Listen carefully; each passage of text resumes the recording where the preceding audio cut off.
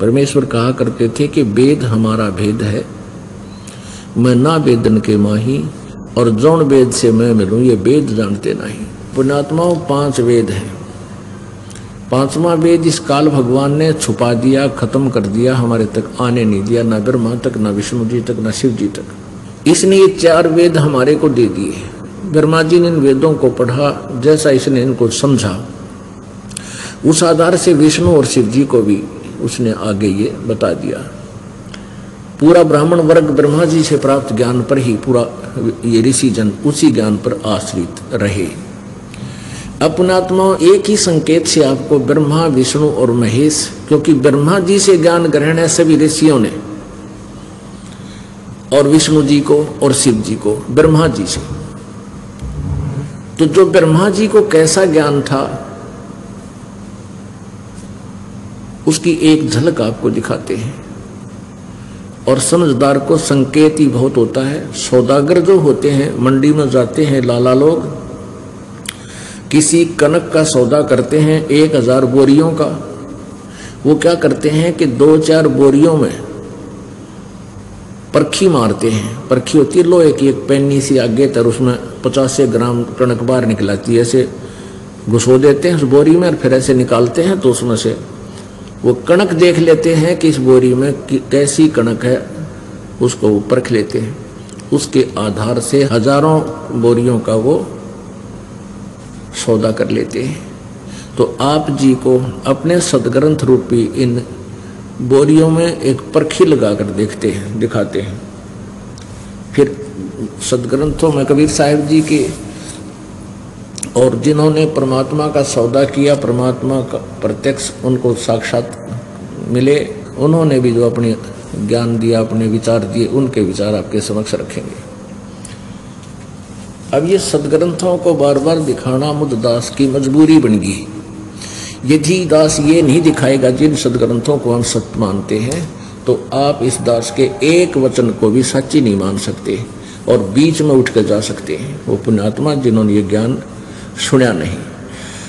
और ये बार बार ये सदग्रंथ ना दिखाने से तो कोई भी इस तत्व ज्ञान को समझ नहीं पाएगा और विरोध प्रारंभ हो जाता है। और दास के लिए तो ऐसे हैं जैसे अंधे की लालटेन होती है। मुझे इन सदग्रंथों की आवश्यकता नहीं रही। पहले ये दास इन्हीं सदग्रंथों पर आधारित था, इनको पढ़ते भी थे लेकिन समझ में कुछ नहीं आता था, क्योंकि हमने जो लोक वेद सुन रखा था वही हृदय में समाया हुआ था। भले इन सदग्रंथों को, पुराणों को, गीता जी को हम पढ़ भी लेते थे, वेदों को तो कभी देखा भी नहीं था सपने में भी। वेद तो अब कृपा हुई परमात्मा की, इनको देखा, पढ़ा, तो इनमें भी खजाना भरा पड़ा है सच्चाई का। लेकिन ये अज्ञानी ऋषि, मह ऋषि, गुरु, संत ये नहीं समझ सके इन वेदों को, ना गीता जी को, ना पुराणों को।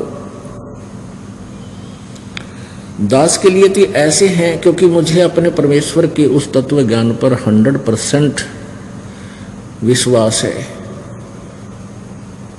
विश्वास हो गया था और उसी कारण से हमने अपना ये रास्ता बदल लिया था। हम एक परमात्मा की साधना पर लग गए। फिर दास ने सोचा कि मुझे आदेश मिल गया कि उपदेश देने का, फिर दास का कर्तव्य बन गया कि जनसाधारण तक इस सत्य संदेश को पहुंचाऊं। तो उसके लिए दास के रह कर ये उमंग उठती थी कि यदि ये सदग्रंथों में, जिन सदग्रंथों को पवित्र हिंदू धर्म यथार्थ सदग्रंथ मानता है, उन्हीं में ये बातें जो परमात्मा ने बोली हैं ये है तो सच्ची। यदि ये इनमें समर्थन मिल जाए तो परमात्मा की प्यारी आत्मा अपने भगवान को पहचान लेंगी। नहीं तो ये ऐसे ही भटकती रहेंगी, चाहे मैं कितना ज्ञान दे लूं मेरी बात को कोई सुनेगा नहीं। क्योंकि जब तक प्राणी को ज्ञान नहीं होता, ये केवल परमात्मा से यहां सांसारिक सुख मांगने ही आता है। और सांसारिक सुख की कोई लिमिट है को नहीं, इतने सुख दे ले और एक सुख ना मिल रहा है तो उसी दिन फीका मुंह हो जाएगा। और ये ज्ञान साथ है तो फिर परमात्मा के उस पुण्यात्मा का जो मनोबल है वो टूटता नहीं। पहले पहले हमारे साथ क्या होता था, जैसे ये सदग्रंथों का ज्ञान देखा नहीं था परमात्मा के ज्ञान के आधार से ज्ञान दिया करते थे। तो किसी आते थे भक्तजन दुखी सुखी, उनको आते ही नाम दिया जाता था, कहा जाता था भक्ति करो आपको राहत मिलेगा, उनको राहत मिल जाती थी। एक काम ठीक हो गया, दो हो गया, 2-3 वर्ष तक कोई दिक्कत नहीं आई। फिर जब हमारे ऊपर आपदाएं नहीं आती तो हम गफलत करने लग जाते हैं, हम कोई ना कोई मालिक के नियम में भंग कर देते हैं और हम उस नियम को ये सोच लेते हैं कि इससे क्या फर्क पड़ा है। फिर उनको कोई हानि हो जाती है छोटी मोटी। जैसे पहले उस भक्त को बहुत लाभ होता था, उसकी पत्नी बहुत बीमार थी, कति मृत्यु शैया पर पड़ी थी और अंतिम सांस गिने थी। ये सोच रहे थे भी ये मरेगी, कद मरेगी, और छोटे छोटे बालक थे। परमात्मा की रजा से वो ठीक होगी, नाम लिया और कति स्वस्थ होगी। और भी कई ऐसी आपदाएं थी जो मालिक ने तुरंत सुन ली। 3 साल के बाद क्या हुआ, वो सोच रहा था भैंस नए दूध है और ये 6 महीने हो गए इसको, अब 2-3 महीने में या ब्याह होगी, 3-4 महीने में दूध हो जाएगा और भैंस खाली निकलेगी। वह भैंस गर्भवती नहीं पाई। तो हम फिर सत्संग करने गए उसी गांव में, वो ना आया सत्संग में। हम क्यों पहले 10-20 आदमी भगत होया करते हैं गांव में, हम पूछ लेते भी वो क्यों नहीं आया। तो उन्होंने बताया, से पूछा भाई गुरुजी याद करें थे, हम 3 दिन डट्या करते, आप आए को नहीं। पहले तेने बोला मुझे काम सा हो गया था। अरे गुरुजी काम मारे कि रोज आओ भाई, इतना आना चाहिए, भक्तों ने कहा।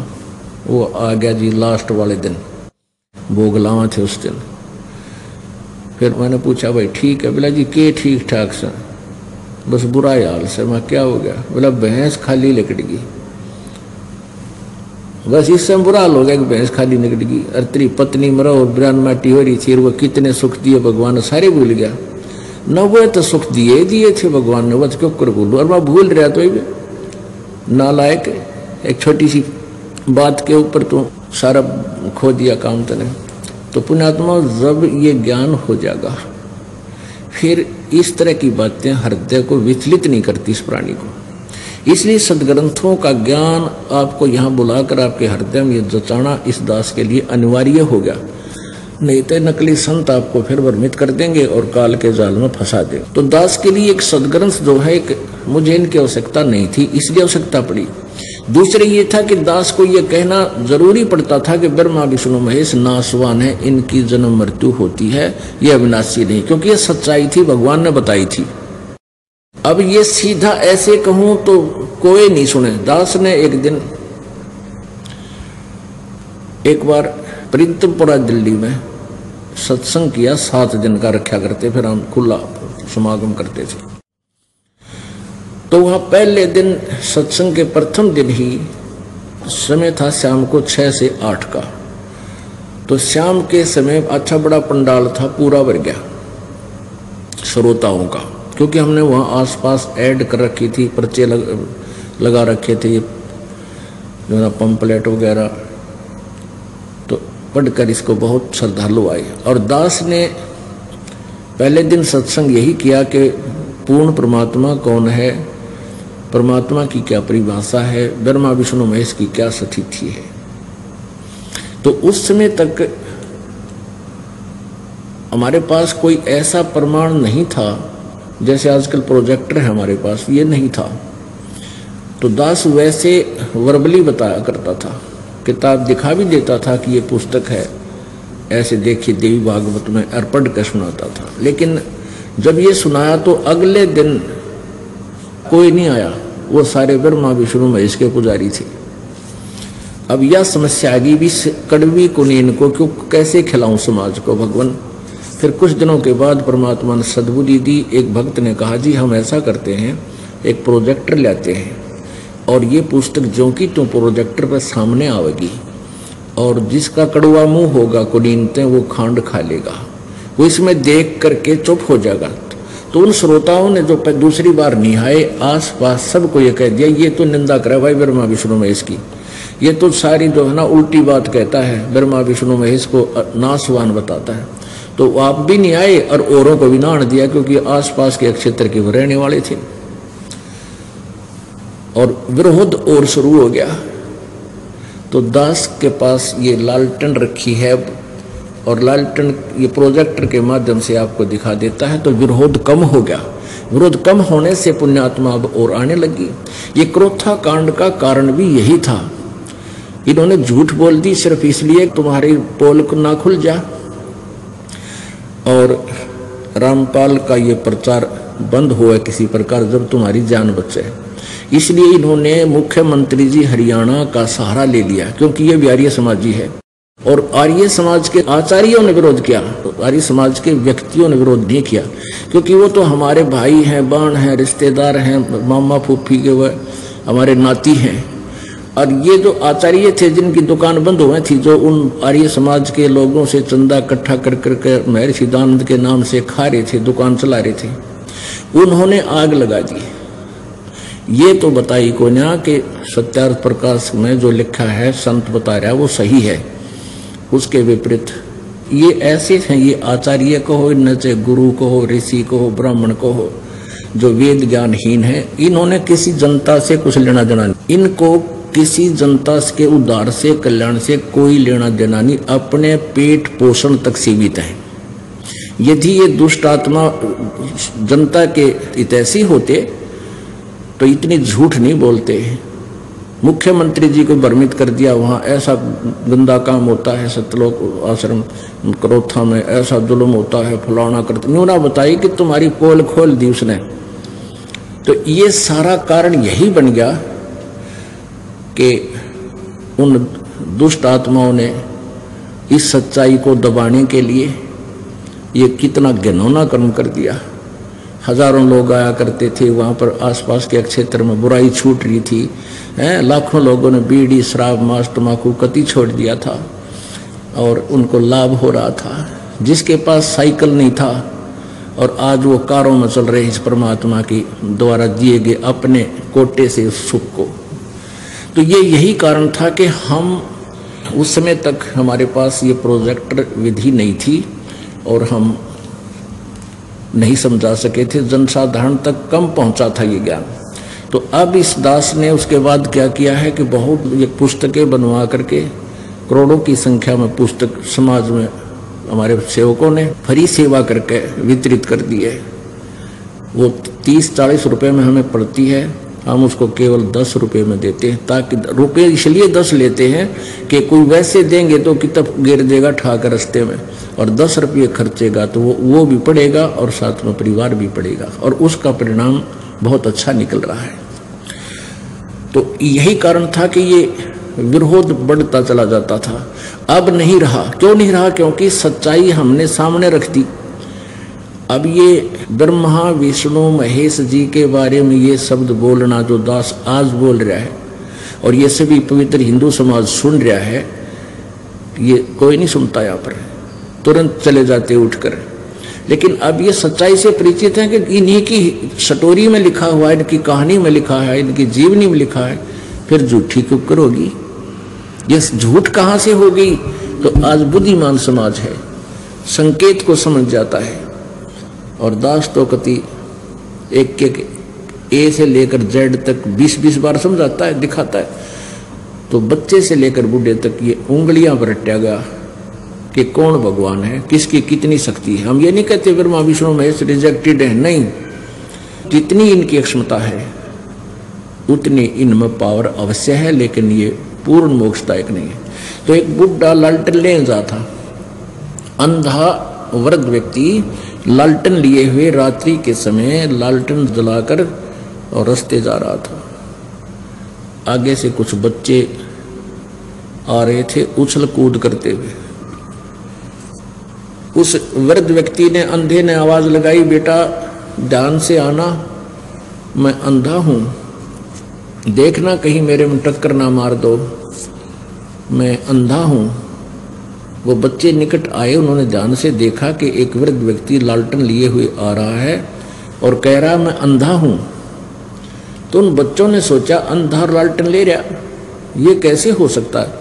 उन्होंने खड़ा होकर पूछा कि बाबा आप सचमुच अंधे हो? हाँ बेटा मैं अंधा हूँ, मुझे कुछ नहीं दिखता। फिर लालटेन किस लिए लिया हुआ है? बच्चों ने पूछा। तो अंधे ने कहा तुम आंखों वालों के लिए, कहीं मेरे में टक्कर मार दो अंधेरे में, बूढ़े के आड़ तोड़ दो।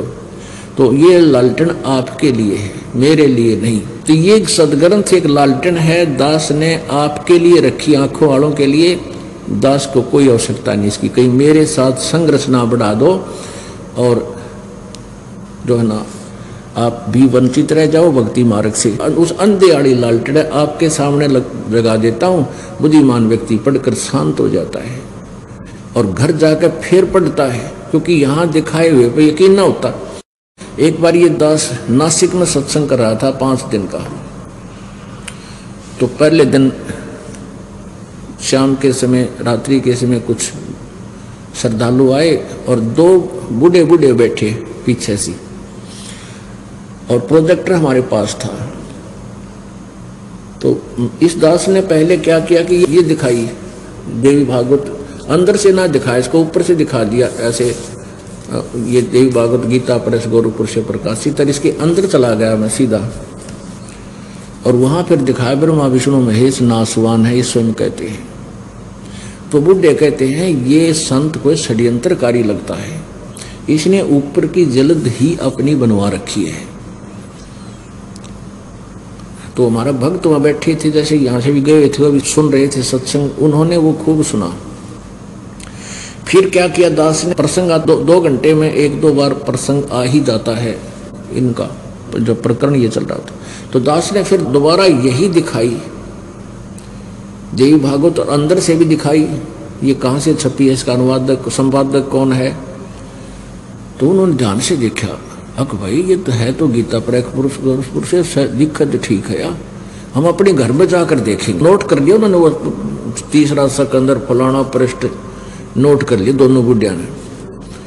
फिर वो घर जाकर देखी उन्हें। अगले दिन फिर आए, वो सत्संग सुन रहे थे, फिर आपस में चर्चा कर रहे थे।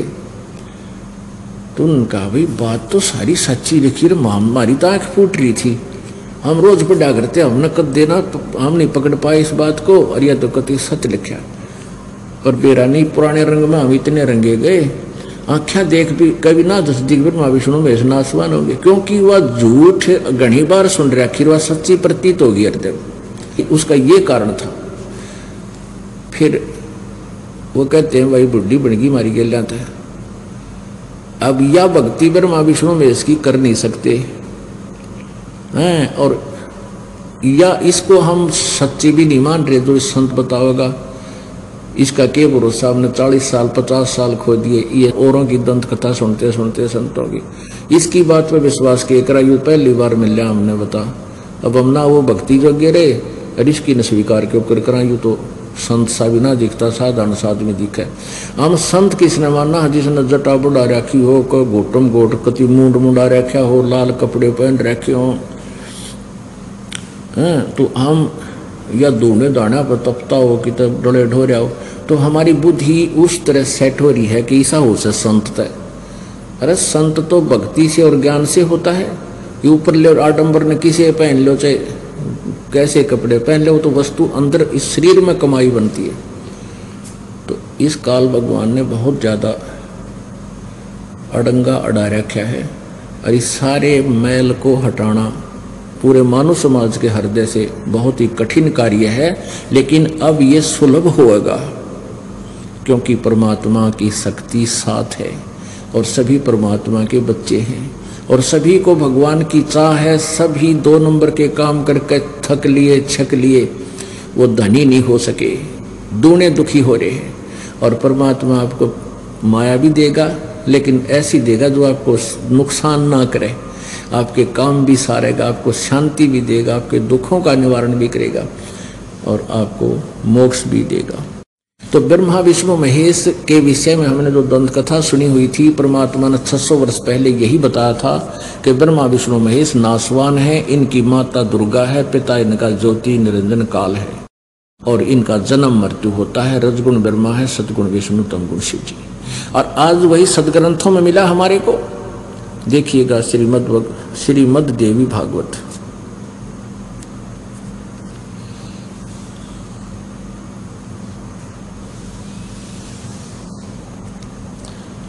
गीता प्रेस गोरखपुर से प्रकाशित है। इसके संपादक है हनुमान प्रसाद पोदार चिमनलाल गोस्वामी। ये कहाँ से छपा है? प्रकाशक एवं मुद्रक हैं गीता प्रेस गोरखपुर, गोविंद भवन कार्यालय, कोलकाता का संस्थान। ये देखिएगा सकंद तीसरा और पृष्ठ नंबर 123। इसमें भगवान विष्णु अपनी माता दुर्गा की स्तुति कर रहे हैं। तुम शुद्ध स्वरूपा हो, ये सारा संसार तुम ही से उद्वासित हो रहा है। मैं ब्रह्मा और शंकर, विष्णु जी कह रहे हैं, हम सभी तुम्हारी कृपा से विद्यमान हैं। हमारा आविर्भाव और तिरोभाव, आविर्भाव माने जन्म और तिरोभाव माने मृत्यु। हमारा तो जन्म मृत्यु हुआ करता है। केवल तुम ही नित्य हो, जगत जननी हो, प्रकृति और सनातनी देवी हो। अब ये प्रकृति शब्द याद रखना कि दुर्गा को कहते हैं, प्रकृति दुर्गा को कहते हैं। ये आपको गीता जी में काम आओगा जब ये दास आपको इनकी उत्पत्ति गीता जी में दिखाएगा।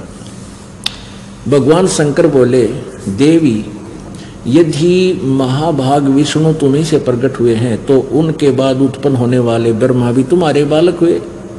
फिर मैं तमोगुणी लीला करने वाला शंकर क्या तुम्हारी संतान नहीं हुआ? अर्थात मुझे भी उत्पन्न करने वाली तुम ही हो। सिवे संपूर्ण संसार की सृष्टि करने में तुम बड़ी चतुर हो। नीचे लिखा है कि इस संसार की सृष्टि सतिथि और संहार में तुम्हारे गुण सदा समर्थ हैं। इन्हीं तीनों गुणों से उत्पन्न हम, यानी रजगुण ब्रह्मा, सतगुण विष्णु, तमगुण शंकर, नियमानुसार कार्य में तत्पर रहते हैं। हम ब्रह्मा, विष्णु एवं शंकर। अब तीनों गुणों से उत्पन्न का अर्थ है रजगुण ब्रह्मा है, सतगुण विष्णु, तमगुण शिव जी। और केवल नियमानुसार यानी नियमित कार्य ही करते हैं। हम किसी के संस्कार को चेंज नहीं कर सकते। इति सिद्धम। 4 कंसेप्ट क्लियर हो गए। एक तो ये हो गया कि ब्रह्मा विष्णु महेश नासवान है, अविनाशी नहीं है। ये दास नहीं कह रहा, ये इनका इतिहास कह रहा है। और दूसरा ये हो गया कि दुर्गा इनकी माता है, इससे इनका जन्म हुआ है। तीसरा ये हो गया कि रजगुण ब्रह्मा है, सतगुण विष्णु, तमगुण शिव जी। और चौथा ये हो गया कि ये केवल संस्कार ही दे सकते हैं, नियमित कार्य ही कर सकते हैं। जो आपके नियमित में लिखा हुआ है उसको परिवर्तन नहीं कर सकते। आपके भाग्य में दुख है तो दुख ही आपको भोगना ही पड़ेगा यदि इन्हीं की पूजा करते हो। जब आप पूर्ण परमात्मा की भक्ति करोगे तो आपको पाप का दंड नहीं भोगना पड़ेगा, वो पाप नाश कर देता है। जैसे आपके पैर में कांटा लगा हो और कांटा लगने से पीड़ा हो रही है और कोई किसी के पास जाता है, वो ये तो बता देता है कि तुझे कांटा लगने से पीड़ा है और उसके पास कांटा निकालने का समाधान है नहीं। वो क्या सलाह देता है कि जूते पहन ले, कांटा ना लगेगा, आगे कांटा नहीं लगेगा। कांटा लगे पैर में जूता पहना नहीं जा सकता, वो तो कांटा निकले और फिर जूता सुआवे और फिर इस डर से वो जूता पहने कि कहीं फिर ना कांटा लग जाए, कहीं फिर पीड़ा ना हो जाए। तो पुण्यात्माओं, जो दुखी प्राणी है वो पहले तो संतों के पास जाता है। संत जाकर उनको बताते हैं, पहले तो जंतर मंत्र देते हैं, ये कर ले, वो कर ले, फलाना दान कर ले, यू मंत्र जाप कर ले। और फिर वो नहीं ठीक होता, फिर कहते हैं भी ये तेरे प्रारब्ध में लिखा बेटा, ये तो तेने भोगना ही पड़ेगा। उदाहरण देते हैं कि श्री रामचंद्र जी ने बाली मारा था, फिर त्रेता द्वापर युग में श्री कृष्ण बनकर उसका बदला देना पड़ा। भगवान श्री कृष्ण के पैर में बाली वाली आत्मा शिकारी बना हुआ था, उसने तीर मार कर अपना टिट फॉर टेट किया, यानी बदला लिया। और फिर ये बताते हैं जैसे भगवान विष्णु को श्राप दे दिया था नारद जी ने कि तू एक जीवन में अपने पत्नी के योग में बिताएगा जैसे मैं दुखी हुआ हूँ। तो वही कारण हुआ, वही जो का तो उसका श्राप भी श्री विष्णु जी को भोगना पड़ा। श्री राम रूप में उत्पन्न हुए, सारा जीवन उन्होंने अपने पत्नी के वियोग में ही बिताया। तो बच्चा ये तो कर्म तो भोगना ही पड़ेगा। तो ऐसे करके फिर संतुष्ट कर देते थे। लेकिन फिर भी भगत के हृदय से ये बात हटा नहीं थी कि भगवान सुख ना दे सकता। तो फिर किसी दूसरे के पास जाता, फिर तीसरे के पास जाता, फिर चौथे के पास जाता, और या तो मर जाता या फिर दारू पीने लग जाता वो टेंशन खत्म करने के लिए, या बीड़ी पीने लग जाता, या सुल्फा कार्ड ले लेता, या वो क्या नाम है नशे की गोलियां खाने लग जाता, या चोर बन जाता, या डाकू बन जाता। ये देन है इन नकली संतों की, इस समाज को बिगाड़ के दर दिया। अब पूर्ण परमात्मा परम पूर्ण ब्रह्म कबीर देव जी, उनकी भक्ति परम संत, उन्हीं के कृपा पात्र संत जिसके पास यथार्थ भक्ति मार्ग है, उससे प्राप्त करने से वो फिर आते काटा काटा पहले तो अपने भगत का, और काटा निकलने के बाद फिर जूता दिया जाता, बेटा जूता मत निकाल देना नहीं तो फिर भयंकर पीड़ा होगी। तो इस डर से जो सुखी हो गया, दुख से दुखी था, फिर उसको राहत मिल गई। फिर उसको सौ डर लगते हैं भगवान कहीं राम नाम ना छूट जा, राम नाम का जूता ना निकल जा, और निकलने से फिर पीड़ा हो जाए, क्योंकि वो पीड़ा से परिचित हो चुका है। इसलिए वो जूते फिर कभी नहीं निकालेगा, यानी राम नाम नहीं छोड़ेगा आजीवन, फिर वो सुखी हो जाएगा। भगवान की मर्यादा नहीं तोड़ोगे, नाम नहीं छोड़ोगे, भक्ति सच करते रहोगे, फिर दुख आएगा नहीं। जूते पहन रखे तो कांटे लगेंगे ही नहीं, और फिर परमात्मा की इस तत्व ज्ञान की रोशनी में हम पापों से बचकर भी रहेंगे। कांटों में क्यों पड़ेंगे, फिर उसे बचकर निकल जाएंगे, पाप भी हम करेंगे ही नहीं। तो इस प्रकार हमारा कल्याण होगा। अपने आत्माओं, किसी भी संत के विचार देख लो या ऋषि महर्षि के देख लो, सब यही कहते हैं कि किया हुआ कर्म तो भोगना ही पड़ता है। अरे भले आदमी, और कहते हैं परमात्मा की भक्ति से, परमात्मा की साधना से पाप नाश नहीं हो सकते, पाप नहीं कटे। यानी पाप से दुख है, पुण्य से सुख है। अब आपको कोई दुख है तो आपके पूर्व जन्म के पाप के कारण ही हो है, इसमें और कोई विकल्प नहीं, दूसरा कोई इसमें और मिलावट ही नहीं है। अब दुखी व्यक्ति परमात्मा की तलाश करता है, उसको ये पता है कि भगवान ही इस दुख का निवारण कर सकता है, तो इसलिए फिर उसको ये भी मालूम है कि संत ही परमात्मा के उस राहत को हमें दिला सकते हैं। परमेश्वर कबीर जी भी कहते हैं, अपने बारे में जानकारी देते हुए क्या बताते हैं कि पर्वत पर्वत में फिरा और कारण अपने राम, राम जैसे संत मिले जिन सारे सब काम। हम जैसे लोक वेद के आधार से कोई तीर्थों में जाते थे, कभी कहीं जाते थे, कई मंदिर में कितौर पूजा करते थे, किसी व्रत रखते थे, कोई एक स्वाध्याय करते रहते थे, तो कहते हैं सब जगह भटक लिए परंतु सुख नहीं हुआ। और जहां हमें सुख हुआ वो परमात्मा जैसा संत मिल गया जिससे हमारे सारे काम ठीक हो गए।